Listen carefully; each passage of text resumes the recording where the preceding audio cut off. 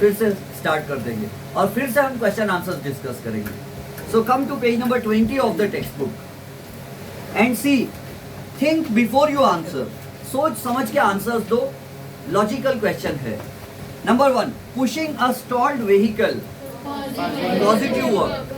Whenever you push something and it goes forward in the direction of force, your work will be positive. अगर कोई ठेला है, गाड़ी है ना, पुश कार्ट है, आप फॉरवर्ड डायरेक्शन में धक्का दे रहे हो और वो जा रहा भी फॉरवर्ड है, मतलब your work is positive. Number 2, catching the ball which your friend has thrown towards you.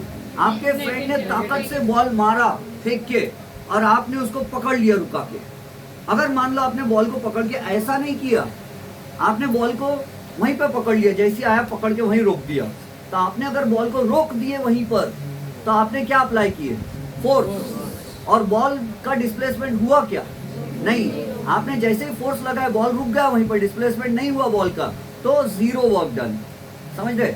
और अगर आपने बॉल पे फोर्स लगाए लेकिन बॉल इतना भारी था कि आपसे रुक नहीं पाया, थोड़ा पीछे आया फिर रुका, तो नेगेटिव वर्क हो रहा है. मीनिंग समझ रहे? कभी कभी होता है कि एक कार है, एक अंकल कार चला रहे और मैं कार के सामने रह के कार को रोकना चाह रहा हूँ और वो अंकल कार को आगे ही बढ़ा रहे और मैं ऐसा ऐसा पीछे पीछे जा रहा. तो क्या हो रहा? मैं आगे फोर्स लगा रहा लेकिन कार का डिस्प्लेसमेंट किधर हो रहा? पीछे. तो मेरा वर्क कैसा है? नेगेटिव है. तो अगर बॉल मेरी तरफ आ रहा है और मैं बॉल को रोकना चाह रहा हूँ और बॉल रुक रहा नहीं, वो मेरे हाथ को पीछे धकेल दे रहा है, तो बॉल का वर्क पॉजिटिव और मेरे हाथ का वर्क नेगेटिव. और अगर बॉल आया और मैंने फोर्स लगाया और बॉल वहीं रुक गया, तो वर्क डन जीरो, क्योंकि बॉल का डिस्प्लेसमेंट जीरो हो गया. जैसे मैंने फोर्स लगाया बॉल पे, बॉल रुक ही गया एकदम से, डिस्प्लेसमेंट ही नहीं हुआ, तो जीरो वर्क डन. समझ रहे हो? तो इसका नवनीत डाइजेस्ट ने आंसर क्यों नहीं दिया? क्योंकि इसके बहुत सारे आंसर्स बन सकते हैं. कंडीशन पर डिपेंड करता है. हमारे हाथ में बॉल आया, अगर बॉल इतना भारी था क्या हमारा हाथ पीछे सरक गया बॉल को कैच करने के बाद, तो बॉल का वर्क पॉजिटिव, हमारा वर्क नेगेटिव, क्योंकि हमने तो आगे फोर्स लगाया था और बॉल भारी था तो उसने हमारे हाथ का डिस्प्लेसमेंट पीछे कर दिया और बॉल का भी डिस्प्लेसमेंट इधर ही हो गया पीछे, तो नेगेटिव वर्क. लेकिन हमने बॉल की तरफ हाथ लगाए, फोर्स लगाए बॉल पे और बॉल रुक गया वहीं पे, तो कितना वर्क होगा? जीरो वर्क होगा. हमने फोर्स लगाया और बॉल का डिस्प्लेसमेंट ही जीरो हो गया, जीरो वर्क हो जाएगा. फिर उसके बाद tying a stone to one end of a string and swinging it round and round by the other end of the string, ये वाला जीरो वर्क होगा. Direction of force is towards the centre and direction of displacement is along the tangent. Tangent समझते हैं आपको? हाँ, perpendicular to the radius. तो angle कितना है यहाँ पर दोनों के बीच में? 90 degrees. And when the angle between direction of force and direction of displacement is 90 degrees, then work done is zero. Why? Work done का फॉर्मूला क्या होता है आखिर? Work is displacement into cos theta, और कॉस 90 डिग्रीज रह जाए तो cos 90 की वैल्यू जीरो होती है. Cos 90 degrees zero. फिर उसके बाद walk up and down a staircase. अगर आप सीढ़ी में ऊपर चढ़ रहे हो तो आपका वर्क डन कैसा है? पॉजिटिव है, क्योंकि आप फोर्स ऊपर लगा रहे हो और आपका डिस्प्लेसमेंट भी ऊपर हो रहा है. और अगर सीढ़ी से नीचे उतर रहे हो तो भी आपका वर्क डन पॉजिटिव है. क्यों? आप नीचे फोर्स लगा रहे हो और नीचे ही डिस्प्लेसमेंट हो रहा है, आपका पॉजिटिव वर्क हो गया. अब दूसरी कंडीशन ध्यान दो. आप सीढ़ी से ऊपर चढ़ रहे हो, आपका डिस्प्लेसमेंट ऊपर हो रहा है और अर्थ आपको नीचे खींचना चाह रही ग्रेविटेशनल फोर्स से, तो अर्थ का वर्क कैसा होगा? नेगेटिव होगा. समझ गए ना? When you are going up and the earth is pulling you down, your work done will be earth's work done will be negative. और उसका और एक, आप सीढ़ियों से नीचे उतर रहे हो और अर्थ भी आपको नीचे ही खींच रही है और अर्थ नीचे ही खींचती है हमको, तो आप नीचे उतर रहे सीढ़ियों से, तो कौन सा वर्क हो रहा है? अर्थ का पॉजिटिव वर्क हो रहा है, अर्थ का. ठीक है? और हमारा भी पॉजिटिव होता है. When you are climbing up a tree, आप पेड़ पर चढ़ रहे हो तो आपका वर्क डन कैसा? अर्थ का वर्क डन कैसा? नेगेटिव. अर्थ नीचे खींच रही है, आपका डिस्प्लेसमेंट ऊपर हो रहा है, पेड़ पे चढ़ रहे हैं, और आप पेड़ पे से उतर रहे हो धीरे धीरे नीचे, तो अर्थ का वर्क डन कैसा? पॉजिटिव, क्योंकि अर्थ नीचे खींच रही है और आपका डिस्प्लेसमेंट भी नीचे हो रहा है. मीनिंग समझ गए? मैंने समझो मैं जिम में चला गया और मैंने 100 किलो का वो बारबेल होता है, इधर एक प्लेट होती है 50 किलो की है, इधर एक 50 किलो के बीच में 0 किलो की रॉड है, समझो ऐसे ही है 0 किलो. तो मैंने ऐसे उठा लिया और मुझसे उठाया नहीं जा रहा 100 किलो और मैं नीचे नीचे होता जा रहा हूँ, तो मेरा वर्क डन कैसा, पॉजिटिव या negative? Negative, because I am applying force in the upward direction but the displacement of the dumbbell barbell is in the downward direction, तो मेरा वर्क डन नेगेटिव हो जाएगा। अच्छा, उसके बाद stopping a moving car by applying brakes. एक car fast में चल रही और आपने ब्रेक्स पर पैर लगाया और कार रुक गई जगह पर, तो work done will B 0। Understood? एक मिनट यू करो, मैम का कॉल आ रहा है, पॉज कर दो एक बार। तो सी आफ्टर दैट नीचे के कंडीशन समझ गए आप? देखो वहां पे येलो बॉक्स में क्या दिया है, when the force and displacement are in the same direction, theta is 0 degree, the work done by the force is positive। ये सब आपको पता है, अपन पढ़ चुके हैं ये सब। when the force and displacement are in opposite direction, theta is 180 degrees, the work done by the force is negative। when the applied force does not cause any displacement, or when the force and displacement are perpendicular to each other, that is theta is 90 degrees, the work done by the force is 0 degrees। अब वहाँ table देखो, मैं पूरा नहीं पढ़ूंगा, time waste होगा। Look at the table, या वो टेबल ड्रॉ करूं बोर्ड पे मैं,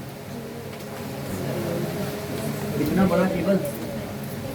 सी, एक टेबल टॉप है ये, और ये टेबल की टांग, पैर, the legs of the table, and on the top of the table there is a glass. एक ग्लास रखा है टेबल पर, और इस ग्लास के अंदर में पेपर का है क्या ग्लास? प्लास्टिक कप है, इट्स अ प्लास्टिक कप, और प्लास्टिक कप में होल किए, प्लास्टिक कप में नीचे से होल किए, और इसके अंदर है ना एक नट बोल्ट बांध दिए। नट समझते आपको? वो नट कसते हैं, लगाते हैं, नट बोल्ट वाला, वो नट लगा दिए और उस पर धागा बांध दिए, और ये धागा इसमें से टेबल पे से ऐसा जा रहा है, और इधर में देयर इज अनदर नट, और एक नट है। नाउ टेल मी, ध्यान से, ये कप हल्का है, कप कैसा है, मास इसका क्या है, कम है, एंड ये इसको ग्रेविटेशनल फोर्स किधर खींच रहा है, ये नट को नीचे। कौन सा फोर्स? जीएफ, ग्रेविटेशनल फोर्स नीचे खींच रहा है। तो what will happen to the glass? ये नट में से निकल के आ जाएगा क्या धागा? नहीं, क्योंकि the hole in the glass is very small and the size of the nut is bigger, तो ये नट इसमें से नहीं आएगा। तो what will happen to the glass? The glass will slide along the tabletop and it will fall down। तो force किधर लग रहा है? इधर, इधर लग के नीचे लग रहा है फोर्स, तो और कप किधर जा रहा है? इधर ही जा रहा है, तो डिस्प्लेसमेंट भी कप का इधर ही हो रहा है, राइट हैंड साइड की तरफ। कौन सा वर्क हो रहा है? पॉजिटिव वर्क हो रहा है। पूछो क्यों? What is the direction of force? ये तो नीचे फोर्स लग रहा है, लेकिन इधर की कैसा फोर्स लग रहा है? हॉरिजॉन्टल, राइट हैंड साइड की तरफ फोर्स लग रहा है ना। सारे फोर्स आ रहे हैं, हाँ, तो कौन सा है? तो इधर से क्या हो रहा है? फोर्स इधर लग रहा है ना ऐसा, तो फोर्स का डायरेक्शन किधर है? राइट। और ये कप सरकते सरकते इधर नहीं आएगा क्या? आएगा। तो कप का डिस्प्लेसमेंट भी किधर हो रहा है? राइट पे, और फोर्स का भी डायरेक्शन किधर? उधर ही है। और फिर कप किधर गिरेगा? नीचे, और फोर्स भी किधर है? नीचे। तो कौन सा वर्क हो रहा है? पॉजिटिव वर्क हो रहा है। समझ गए? Direction of force and direction of displacement, direction of force and direction of displacement are the same, that's why positive work will be done। अब देखो यहाँ पर मैं क्या कर रहा हूँ, एक स्केल लगा दिया मैंने, भारी वाली स्केल। स्केल समझती है? रूलर, ये रख दिया भारी वाली स्केल। अब क्या हो रहा है मालूम है? ये फोर्स इधर लग रहा है, कप भी इधर सरकना चाहता है, लेकिन ये स्केल क्या कर रही मालूम है? कप को क्या कर रही है? रोक रही है। कप इधर जाना चाहता है, कप इधर फोर्स लगा रहा है, नट इधर फोर्स लगा रहा है, तो कप भी इधर ही फोर्स लगा रहा है, लेकिन स्केल बोलती है डिस्प्लेसमेंट नहीं होना। समझ रहे हो? देखो बुक में क्या दिया है, वहां पे क्या रख दिया उन्होंने? As shown in figure B, when the cup is sliding along the tabletop, stop it by putting a ruler in its path। Ruler यानी स्केल रख दो इसके रास्ते में। तो अब ये बताओ कौन सा वर्क होगा? नेगेटिव वर्क होगा। अगर ये नीचे खींच रहा है, नेगेटिव कैसे होगा? ये सरक ही नहीं रहा है कप। हमने ये रूलर इतनी भारी स्केल रख दी है 2 किलो की, है ना, कि ये कप सरक ही नहीं पा रहा है, और हम ये रूलर यहाँ रख देते एकदम कप के पास में ही, बिल्कुल कप सरक ही नहीं पा रहा है। तो कैसा वर्क हो रहा है? जीरो वर्क हो रहा है। समझ रहे? एक्चुअली टेक्स्ट बुक यहाँ हमको नेगेटिव वर्क समझाना चाहती है कि ये जो है ना स्केल, अगर ये बहुत भारी स्केल है तो ये कप को सरकने भी नहीं देंगी, नहीं सरकने देंगी।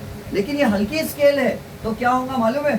The scale is trying to stop the cup. लेकिन अगर ये भारी है, ये 50 ग्राम का नट है और स्केल अगर 20 ग्राम की है, 20 ग्राम, तो क्या होगा? नट भारी है, नट कप को ज्यादा फोर्स से खींच रहा है इधर, और स्केल उसको रुकाना चाह रही है, लेकिन कप क्या कर रहा है? स्केल को लेके सरक रहा है साथ में। तो मुझे बताओ स्केल का वर्क डन कैसा? नेगेटिव है। स्केल कप को रुकाना चाह रही है, लेकिन कप क्या कर रहा है? इधर सरक रहा है, डिस्प्लेसमेंट हो रहा है, बल्कि स्केल को भी लेके भाग रहा है उधर। तो नेगेटिव वर्क हो रहा है स्केल का। क्या बोलते हैं? समझ में आता है? अगर कप इधर सरक रहा है तो नट का वर्क डन कैसा है? पॉजिटिव। और स्केल का वर्क डन कैसा है? नेगेटिव है। समझ गए? और अगर स्केल बहुत भारी है, ये 50 ग्राम का, और स्केल है 100 ग्राम की, बहुत महंगी वाली स्केल लाए थे पापा ने, ऐसी मजबूत स्केल लाए लोहे की कि टूटेंगी नहीं, बोले अभी इनके बचपन से 55 तक, 100 ग्राम की भारी वाली। तो क्या हो रहा? कप हल्का है, कप सरकना चाहता है, लेकिन स्केल उसको सरकने ही नहीं दे रही। How much work will be done? Zero work. The nut is trying to, it is applying the force on the cup, but the cup is not moving, the work done will be zero, है ना? तो इससे पता चला 3 types के works होते हैं। अच्छा, आपको पता है सैटेलाइट, आर्टिफिशियल सैटेलाइट क्या होता है? हाँ, सैटेलाइट वो होता है जो अर्थ के गोल गोल घूमता है और अर्थ के वीडियोस बनाता है, हाई डेफिनेशन वीडियोस बनाता है। ये हमारी अर्थ है ना? ओ सॉरी, अर्थ ऐसी नहीं है, ये हमारी अर्थ है, ये हमारी अर्थ है, थोड़ी सी जियोस्फेरिकल, ए ओवल शेप, एग शेप, और हाँ ऑब्लॉइड और ऑब्लेट स्फीयरॉइड। ऑब्लिट, अच्छा मुझे स्फीयरॉइड पता है, ऑब्लिट वर्ड मुझे नया लग रहा है। सी, तो ये ऐसा घूम रहा है सैटेलाइट। कैसा घूम रहा है? अर्थ ऐसी है, सैटेलाइट ऐसा घूम रहा है उसका, ऐसा ऊपर से, है ना? यहाँ पर नॉर्थ पोल रहता है, यहाँ पर साउथ पोल रहता है, और सैटेलाइट ऐसा उसके ऊपर से चक्कर लगा रहा है। तो ये सैटेलाइट जो है ये कितने किलोमीटर ऊपर रहता? तो 180 किलोमीटर से लेकर के 2000 किलोमीटर ऊपर तक रह सकता है। तो 300-400 किलोमीटर ऊपर रहता अर्थ से, और ऐसे अर्थ के चक्कर लगाते रहता 24 घंटे, और एक चक्कर लगाने में उसको कितना टाइम लग जाता? तो उसको लग जाते नियरली 84 मिनट्स, यानी लगभग 1.25 घंटे के आसपास लग जाता है। 84 मिनट्स लगते नियरली, उसमें एक चक्कर लगाता है ये अर्थ का। अब एक 24 घंटे में कितने सारे चक्कर लग जाते हैं इसके, है ना? एक चक्कर लगने में 1.5 घंटा लग रहा है, लगभग 1.5 घंटा। तो 24 घंटे में ये कम से कम मेरे ख्याल से कितने, आपका मैथ्स अच्छा होगा तो आप लगा लोगे, 24 डिवाइडेड बाय 1.5, 1.5 यानी 3/2, 3/2 यानी 48/3, तो 16, लगभग 16 चक्कर लगा लेता है ये 24 घंटे में, 16 चक्कर और के लगा लेता है ये। तो उससे क्या होता है? और इसमें क्या लगा रहता? Very high definition camera, 1080 HD नहीं, फुल HD नहीं, उससे भी ज्यादा फुल HD। और क्या आता है जो भी है, तो वो कैमरा क्या करता? और के वीडियोस बनाता है। अगर यहाँ पर काले बादल मंडरा रहे हैं तो बादल का फोटो ले, वीडियो बना लेता है, और वो देखते बादल कौन से देश के ऊपर है, तो फिर न्यूज में दे देते कि ये देश के, ये इस सिटी के ऊपर आज बारिश होने वाली है। और वो देखते बादल हवा से किधर उड़ के जा रहे, तो बोलते आज इधर है, 2 दिन बाद इधर जाएंगे, तो मौसम वाले बता देते 2 दिन बाद इधर वाले देश में, शहर में बारिश होने वाली है, क्योंकि क्लाउड्स के ऊपर से वो सैटेलाइट घूम रहा है और उसको क्लाउड्स दिख रहे हैं कौन से देश पर है। उसी तरह कौन से देश की आर्मी कौन से दूसरे देश के तरफ जा रही है अटैक करने, तो ये वीडियो में दिख जाता, सोल्जर्स दिख जाते। अपने इंडिया में जब न्यूक्लियर बॉम्ब का टेस्ट करके देखा गया था पोखरान में, राजस्थान में पोखरान नाम का एक डेजर्ट एरिया है, वहां पर न्यूक्लियर बॉम्ब पहली बार अपन ने ब्लास्ट करके देखे कि अपने इंडिया में बनाया हुआ बॉम्ब कैसे फूटता है। अगर अपने दुश्मन कोई हमला करेंगे तो अपन भी बॉम्ब फेंक के मारेंगे, और बॉम्ब कितने तेजी से फूटेगा, कितने लोग मरेंगे, इसका ट्रायल करना था। तो क्या करे, कुएं में बॉम्ब को ब्लास्ट करके देखते, ऊपर करेंगे तो कई लोगों का नुकसान ना हो जाए। तो कुएं में ब्लास्ट करके देखते। तो क्या किया गया था, एपीजे अब्दुल कलाम के अंडर में ये एक्सपेरिमेंट किया गया था। तो ऊपर से बहुत बड़ा मंडप डाल दिए थे, मंडप, क्योंकि ये सैटेलाइट जो घूमते रहता ना ऊपर से, इसको दिखना नहीं चाहिए। नहीं तो क्या होता था, पाकिस्तान बोलता था अरे इंडिया अपनी बॉम्ब वॉम्ब क्या फेंक रहा है, बॉम्ब की तैयारी कर रहा है, तो पहले ही घबराया हुआ है और घबरा जाता था वो, है ना। इसलिए बोले जाने दो उसको, मत डराओ, बोले बेचारे को, मंडप डालो, चुपचाप में टेस्ट करो।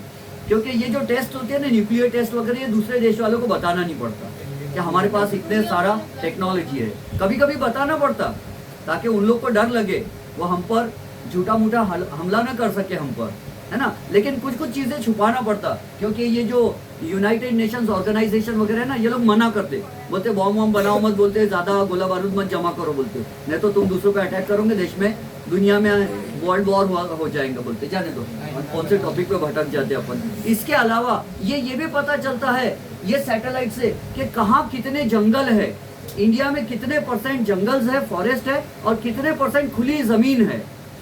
तो 23% फॉरेस्ट था इंडिया का, अपने जितना भी स्क्वायर किलोमीटर्स एरिया है अपने इंडिया का, उसमें से 23% एरिया पे जंगल छाए हुए थे, और बाकी के एरिया पे लोग रहते थे, बिल्डिंग, फ्लैट स्कीम और वो सब बना हुआ। लेकिन अब दिन पर दिन क्या है, जंगल्स कम हो रहे हैं और बिल्डिंग्स ज़्यादा बनती जा रही है।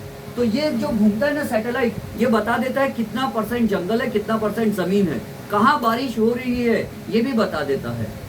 समझ रहे हो, कौन सी जमीन में कहाँ सोना ज्यादा मिलेगा, कहाँ गोल्ड, कहाँ कॉपर ज्यादा मिलेगा, कहाँ एल्यूमिनियम ज्यादा मिलेगा, कौन सी जमीन में, ये भी बता देता है ये।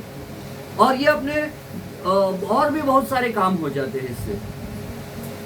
जैसे आजकल लोग वो जीपीएस पता करते हैं, ग्लोबल पोजिशनिंग सिस्टम, है ना, मोबाइल फोन में पता चल जाता ना। मैंने तो मेरे फोन में वो सेटिंग में बंद कर दिया। मैं जो होटल में जा रहा था वहाँ से आए बात पूछता था, ये होटल में गए थे, कैसा लगा आपको, क्या। मैंने कहा अरे ये सब मेरा ध्यान दे रहा है, कौन से होटल में जाता हूँ, क्या खाता हूँ। तो अपना लोकेशन पता चलता है ना, ट्रैक कर सकते हैं ना आजकल। तो चलो अब ये हमारा सैटेलाइट का टॉपिक थोड़ी, हमारा तो वर्क का टॉपिक है, वापिस आ जाते। तो मुझे ये बताओ, सैटेलाइट गोल गोल घूम रहा, तो उसको एक हफ्ते में कितने बार पेट्रोल भरवाने जाना पड़ता वहाँ पे। सैटेलाइट को घूमने के लिए एक हफ्ते में कितने लीटर पेट्रोल भरना पड़ता है, या डीजल भरते, या मिट्टी का तेल, फ्यूल नहीं लगता पक्का, ग्रेविटेशनल फोर्स पकड़ के रखता है, अर्थ का ग्रेविटेशनल फोर्स।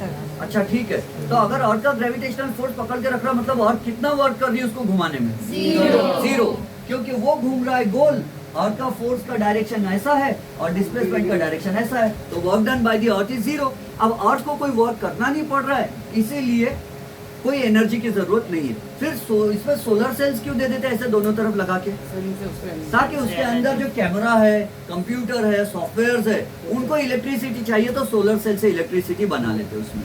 चलो आगे बढ़ते हैं।